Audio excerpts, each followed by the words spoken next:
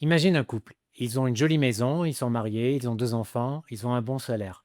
En apparence, bah, ils ont tout pour, être heureux. Pourtant, profondément, ils sont malheureux. Pourquoi? Parce qu'ils vivent une vie qu'ils ne voulaient pas, en fait. Aujourd'hui, je vais te parler d'un film qui s'appelle, Les Noces rebelles avec, Leonardo DiCaprio et Kate Winslet, un film de 2008 et qui est adapté d'un roman, américain, La fenêtre panoramique, écrit par Richard Yates et publié dans les années, 50. Un livre, assez connu dans la littérature américaine, un livre que j'ai lu, il y a quelques années. Puis là, il y a pas longtemps, je suis tombé, sur le film. Je savais pas qu'il y avait eu une adaptation. Il faut dire que le titre est différent.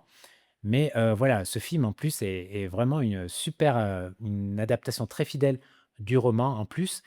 Et tu vois, ce film, ce roman, en fait, c'est pas une histoire d'amour, en fait, c'est une histoire de renoncement et c'est une histoire dans laquelle je pense on peut tous se reconnaître. Alors voici l'histoire. Frank et April Wheeler sont convaincus d'être différents.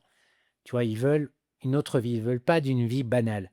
Ils parlent de voyage, ils parlent d'art, ils ont des rêves, ils veulent pas voilà, oui, ils veulent une autre vie en fait. Ils pensent que leur couple est différent, ils pensent que chacun d'entre eux est différent, mais aussi que leur couple est différent des autres. Ils veulent, voilà, ils veulent pas s'enterrer dans une vie comme tous leurs amis. Mais voilà, les années passent et après ils se rendent compte en fait, bah, qu'ils sont en train de vivre la vie qu'ils voulaient absolument fuir. Et voilà, ils sont dans une banlieue, ils ont une jolie maison, mais voilà, dans une banlieue d'une grande ville américaine. Jacques, lui, bah, il fait un travail pas forcément très intéressant, dans lequel il se sent pas du tout épanoui. Il est commercial pour une entreprise d'électronique. Et en fait, en plus, il travaille dans la même entreprise où son père a travaillé toute sa vie, tu vois, dans la même petite ville américaine. Et April, elle, eh ben, elle est femme au foyer, elle s'occupe des 2 enfants et bah, elle s'ennuie, il faut le dire. Elle s'ennuie dans cette, ville, dans cette vie morne, de banlieue. Et tu vois, ils ne sont pas devenus malheureux d'un coup, en fait. Ils se sont peu à peu habitués à cette vie-là, qu'ils ne voulaient pas à la base.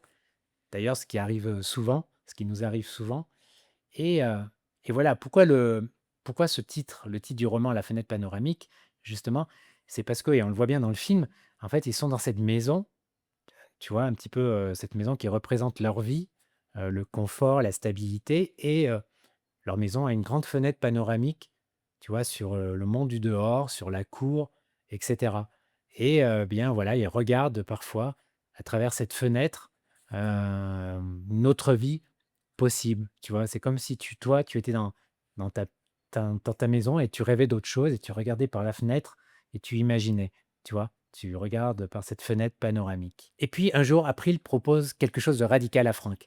Elle veut quitter le pays, elle veut quitter les États-Unis pour s'installer à Paris, en France et au début, bien sûr, Frank hésite, de quoi ils vont vivre et cetera et surtout lui, de quoi il va vivre et April lui fait remarquer: «Mais voilà, j'ai une piste pour être secrétaire à l'ambassade des États-Unis. Toi, regarde, tu auras le temps, en fait, de vraiment trouver ta voie, de vraiment trouver ce que tu veux faire dans la vie. C'est une chance, regarde-le comme ça» et au début, donc Frank hésite et puis, OK, il dit: «D'accord, allez, c'est parti» et voilà, c'est l'enthousiasme, qui revient dans leur couple, ils se rapprochent et puis tout commence à partir en vrille quand Frank a obtient une promotion. Un petit peu comme ça, là, sans crier gare, il obtient une promotion et un salaire beaucoup plus élevé et April tombe enceinte par accident. Et là, c'est la crise dans le couple puisque, en fait, Frank, il ne veut plus partir, il remet tout en cause, en fait. Il rationalise, et cetera, alors que le deal était conclu entre eux, tu vois? Et du coup, April commence voilà, à déprimer, en fait. Elle ne veut pas accepter, elle veut cette autre vie. Elle pensait que leur couple était différent. Elle voilà, c'était un petit peu le projet plus ou moins inconscient, en fait, entre eux, comme, le deal un petit peu, comme il y en a beaucoup d'une façon inconsciente dans un couple, tu vois?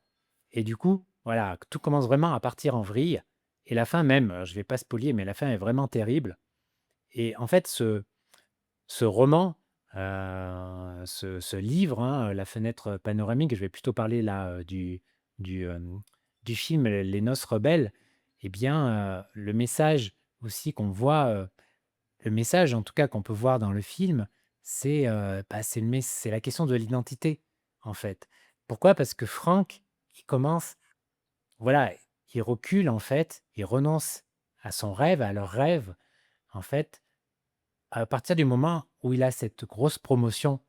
Pourquoi? Parce que, eh bien, il y a la question du salaire, bien sûr, il y a la question aussi du regard des autres, tu vois, du statut social et tout ça commence à prendre plus d'importance, et donc voilà, face à l'insécurité, voilà, de partir, à Paris, voilà, lui, qu'est-ce qu'il va faire? Est-ce qu'il va trouver sa voie? Eh bien, voilà, il choisit peu à peu, en fait, de rationaliser et de voir un petit peu, les côtés, ce côté-là, voilà, le conformisme un petit peu le rattrape et petit à petit, ben, il devient la personne, qu'il ne voulait pas être. Il devient un petit peu, finalement comme son père et tu vois, cette transformation, elle est lente dans le livre, bien sûr.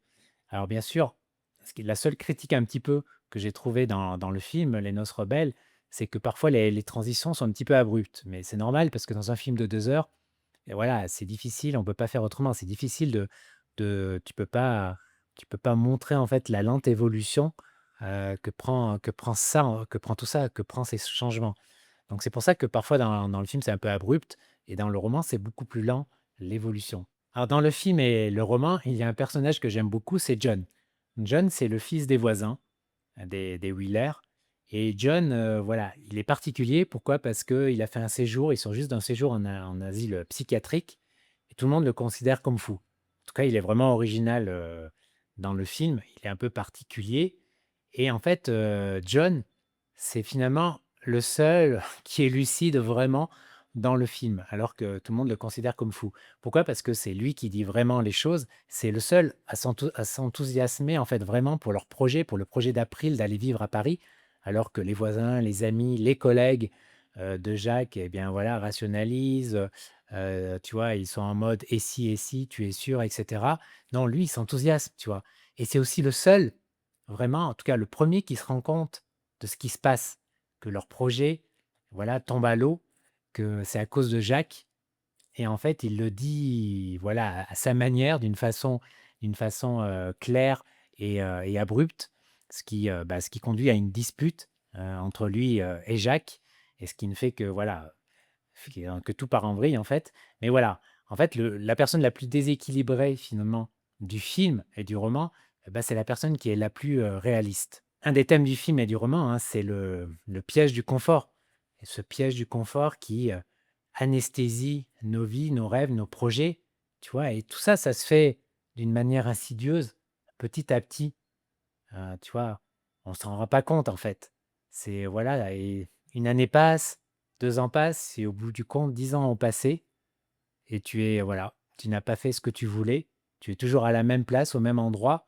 Tu es toujours la même personne parce que, eh bien, le poison du confort, eh bien, a fait que, voilà, tu as anesthésié, en fait. C'est quelque chose, d'assez classique, hein. Moi, ça me rappelle un petit peu la fable, l'image de la je sais pas si tu connais, de la grenouille et de la casserole d'eau chaude. C'est-à-dire que, en gros, si tu mets une grenouille dans une eau bouillante, eh bah, elle sort direct, en fait, tu vois? Elle sort direct. Par contre, si tu la mets dans la casserole, que tu mets de l'eau froide et que, bah, tu commences à allumer le feu, eh bien, la grenouille, ne va pas vraiment, va rester au début, en fait. Pourquoi? Parce que la température de l'eau va monter petit à petit et du coup, elle va pas se rendre compte, elle va s'endormir, elle va pas se rendre compte que, à un moment, il est trop tard. Voilà, parfois, dans nos vies, on a tous connu ça à un moment de nos vies. C'est ce moment où, le piège du confort nous a anesthésiés, en fait. Et moi, le premier, plusieurs fois. Voilà, il y a pas si longtemps, dans ma première vie, professionnelle en tant qu'indépendant, eh bien, ce que j'avais créé, voilà, c'était tellement chouette et tellement, déjà, j'étais tellement heureux de vivre ça, reconnaissant après, beaucoup de travail que, eh bien, j'ai un peu trop profité, en fait, de du confort et ça m'a anesthésié. Je suis trop resté dans ma zone de confort trop longtemps et c'est toujours bien sûr difficile, hein, de trouver un équilibre entre profiter de tes efforts, profiter, voilà, de vivre pleinement là où tu es arrivé, voilà, de profiter de tes projets, mais aussi, voilà, ne pas rester trop longtemps dans cet état. Tu vois? Si tu non, tu risques de faire comme la grenouille. Voilà, c'est de à un moment, passer dans une phase, ce qu'on appelle la zone de transformation, c'est-à-dire te challenger, tester de nouvelles choses, vivre de nouvelles choses, tu vois? Je crois que le message de Richard Yates va au-delà d'une simple critique du conformisme de la vie américaine des années 50 dans le cas, du roman. Non, ça va au-delà, c'est aussi, ben, voilà, ce conflit permanent entre nos rêves et la réalité. Parce que tu vois, Frank, il renonce. Pourquoi? Pour l'argent, pour le statut social, pour l'ego, pour la sécurité, face à la peur de l'inconnu. Et face à ça, en fait, c'est ça qui le rattrape, eh bien, et voilà, pour diminuer la dissonance qu'il ressent et l'inconfort, eh bien, il se met à se raconter une histoire, à lui-même d'abord et aux autres.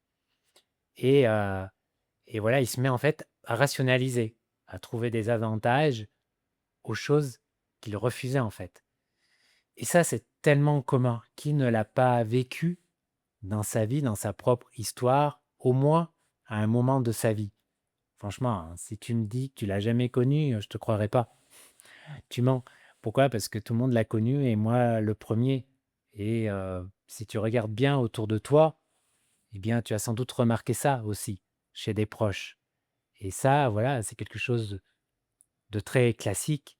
Et quant au couple qu'ils forment, Franck et April, eh ben, voilà, leur couple vole en éclats devant la réalité. Pourquoi? Parce qu'en fait, leur couple était bâti sur un contrat implicite, plus ou moins, qui disait que, ben, voilà, ils étaient un couple à part. Et April pensait que Franck était quelqu'un de différent, que leur couple était différent, que leur vie allait être différente. Et là, elle se rend compte que tout ça était bâti sur une illusion.